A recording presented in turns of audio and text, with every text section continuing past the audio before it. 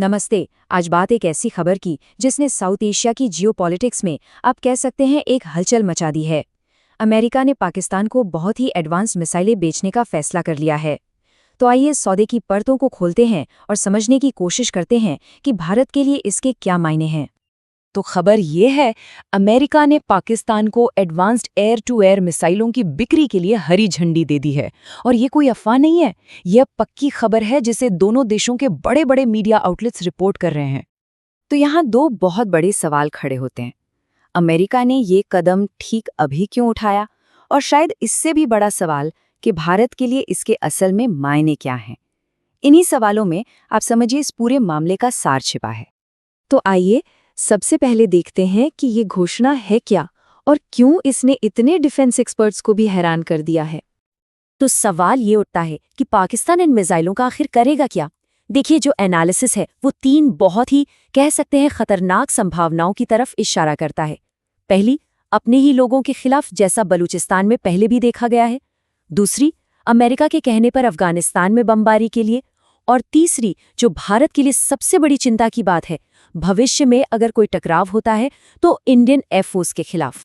तो अब आते हैं इस पूरे मामले के सबसे बड़े सवाल पर, आखिर क्यों अमेरिका ने अचानक अपनी पॉलिसी बदली? तो क्यों बदली, इसके पीछे क्या वजह हो सकती हैं?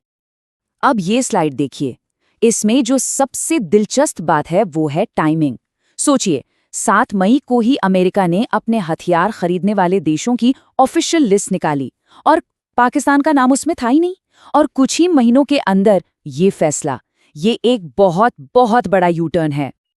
ये टाइमलाइन देखिए, ये कहानी को और साफ करती है।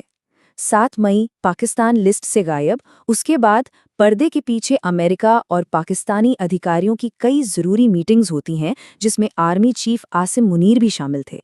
और आज नतीजा हमारे सामने है। मतलब साफ है कि इन कुछ महीनों में ही पर्दे के पीछे बहुत कुछ चल रहा था, जिसका नतीजा ये बड़ा पॉलिसी चेंज है। तो इस यू टर्न के पीछे वजह क्या हो सकती है?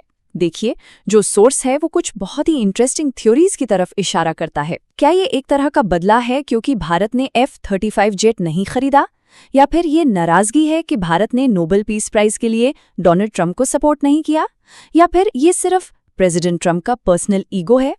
अब ये सब अटकलें हैं, पर ये हमें दिखाती हैं कि अमेरिकी डिसीजन मेकिंग कितनी कॉम्प्लेक्स हो सकती है। चलिए अब इस एक डील से थोड़ा जूम आउट करते हैं और समझने की कोशिश करते हैं कि ये जो हुआ, क्या ये अमेरिकी फॉरेन पॉलिसी के किसी बड़े पैटर्न का हिस्सा है, जैसा कि सोर्स का मानना है। अमेरिका की पॉलिसी को कई बार शॉर्ट साइटेड कहा जाता है, मतलब दूर की नहीं सोचते। इसी बात को समझाने के लिए हमारा सोर्स एक बहुत ही अनपेक्षित व्यक्ति का जिक्र करता है, व्लादिमीर पुतिन। कहानी कुछ यूं है कि पुतिन ने एक बार फ्रांस के एक पूर्व राष्ट्रपति से पूछा कि भाई ये अमेरिकी इतने अजीब, इतने अनपेक्षित फैसले क्यों लेते हैं। तो उन फ्रेंच लीडर का जवाब आप सुनिए, बहुत छोटा और तीखा था। उन्होंने कहा, क्योंकि वे असभ्य हैं। अब देखिए, ये सिर्फ एक किस्सा है, पर यह दिखाता है कि दुनिया के कुछ हिस्सों में अमेरिकी पॉलिसी को लेकर क्या सोच है। और यहीं से हम एक बहुत ही जरूरी कॉन्सेप्ट पर आते हैं जिसका जिक्र विदेश मंत्री एस जयशंकर भी कर चुके हैं, यूएस पाकिस्तान चाइना ट्रायंगल। अब इसका ये मतलब बिल्कुल नहीं है कि ये तीनों देश मिलकर भारत के खिलाफ कोई फॉर्मल गठबंधन बना रहे हैं, नहीं, बल्कि इसका मतलब ये है कि इन तीनों के अपने अपने इंटरेस्ट अक्सर एक ऐसे पॉइंट पर आकर मिल जाते हैं जहां वो भारत के बढ़ते कद को कंट्रोल करना चाहते हैं। तो इस सब का भारत के लिए मतलब क्या है? अब हम आते हैं इस विश्लेषण के सबसे अहम हिस्से पर, भारत की मुश्किल स्थिति, भारत का स्ट्रेटेजिक डिलेमा। देखिए, सोर्स का तर्क बहुत साफ और सीधा है। भारत इस पर कोई बहुत कड़ा रिएक्शन नहीं दे सकता। क्यों? वजह सिर्फ एक शब्द में छिपी है, डिपेंडेंसी। अमेरिका पर हमारी गहरी, बहुत गहरी स्ट्रेटेजिक डिपेंडेंसी। और ये निर्भरता कितनी बड़ी है, ये स्लाइड देखिए। ये सिर्फ कोई 1-2 हथियार खरीदने की बात नहीं है। COMCSA, बेका और लिमोआ जैसे वो फाउंडेशनल अग्रीमेंट्स जो हमें अमेरिकी इंटेलिजेंस और कम्युनिकेशंस का एक्सेस देते हैं, वहां से लेकर हमारे अपने बनाए तेजस फाइटर जेट के इंजन तक, वो भी अमेरिका से आते हैं। PA टाइप पोसाइडन एयरक्राफ्ट हों या चिनूक और अपाचे हेलीकॉप्टर्स, ये लिस्ट दिखाती है कि अमेरिकी टेक्नोलॉजी हमारी डिफेंस कैपेबिलिटी में कितनी अंदर तक जुड़ी हुई है। और ये जो डिपेंडेंसी है ना, ये सिर्फ कागजों पर नहीं है, इसके असली दुनिया में नतीजे होते हैं। जैसे कि तेजस फाइटर जेट के लिए अमरीकी इंजन मिलने में जो भयंकर देरी हो रही है, वो सीधे सीधे भारत के make in India defence programme पर असर डाल रही है। तो सवाल फिर वही आके खड़ा हो जाता है, इतनी गहरी निर्भरता के बीच भारत के पास असल में ऑप्शन है क्या? तो आखिर में सोर्स का निचोड़ क्या है?